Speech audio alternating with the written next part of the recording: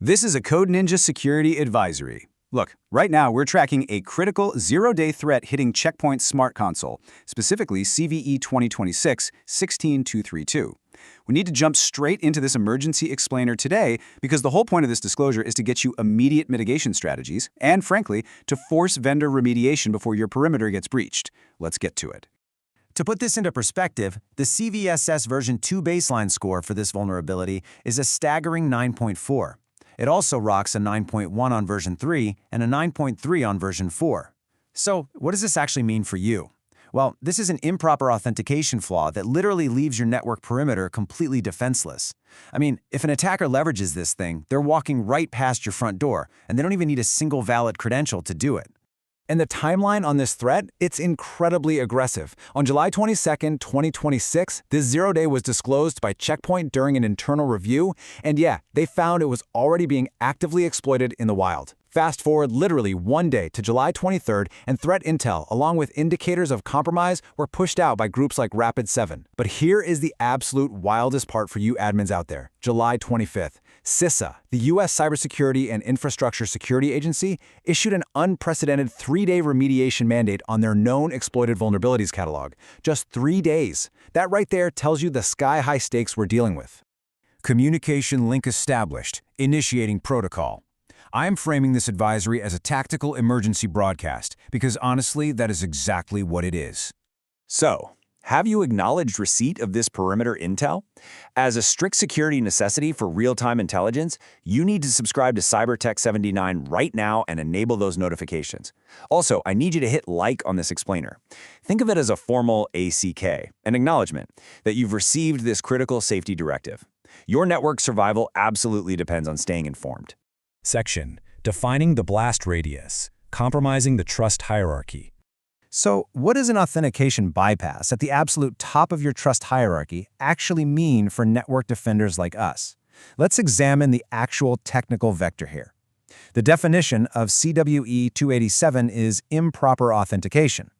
Now, in this specific Check Point SmartConsole exploit, an unauthenticated remote attacker can obtain an application login token to authenticate with full administrative privileges. How does that happen? Well, if your environment exposes its management server IP to the internet without strictly locking down trusted clients, the attacker just completely bypasses all login protocols. It's like leaving the master key under the doormat. They don't need passwords, they literally just need network access to that port. And this brilliantly, or rather terrifyingly, illustrates the post-exploitation blast radius. Because your security management service sits at the absolute top of your trust hierarchy, a compromise here isn't just a small breach. It represents a complete takeover of your managed security infrastructure. An adversary can silently rewrite your entire setup. I'm talking modifying security policies across all managed gateways. They can alter administrator permissions to cement persistent access. They can manipulate VPN configurations to pivot laterally, going deeper into your network. And perhaps most dangerously, they can just turn off your logging and monitoring mechanisms to completely cover their tracks. Now, this isn't happening in a vacuum, right? We kind of have to look at this within a recent historical pattern of Check Point exploits. Think back to that high-severity information disclosure in May 2024, or the critical VPN authentication bypass we saw in June 2026. We're seeing a trend. We have to contrast this active threat, CVE 2026-16322, which is being actively exploited out there right now, against two dormant companion threats that were patched in the exact same advisory, CVE 2026-6244 and 6245. Those two involve management authentication bypass and local privilege escalation in the Gaia OS web UI, but thankfully they have no known in-the-wild exploitation yet. The active threat is our absolute primary target today. Section: The Patch Protocol. Emergency Remediation Directives. Okay, let's review the required patches because as network defenders, you are commanded to deploy these emergency fixes immediately. You do not have the luxury of waiting for standard patch cycles to occur. If you're on release R82.10, you must deploy Jumbo Hotfix Take 36 or later. For R82, it's Take 118 and later, and for R81.20, you need Take 158 and later. Now, here's the most alarming detail for those of you running legacy platforms from R81.10 all the way down to R77.30. Take a deep breath. There is no fix specified yet. You are operating completely without a safety net right now, which makes our next protocol your only line of defense.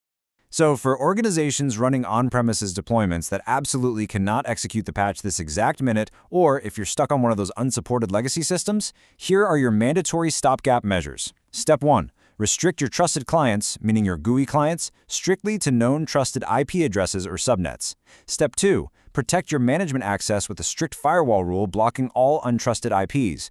And Step 3. Verify that implied rules for control connections remain properly enabled.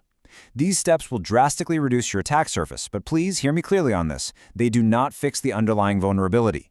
Installing that jumbo hotfix has got to be your absolute priority. Because this 0-day was exploited before a patch was even available, simply patching your system today does not evict an already entrenched attacker.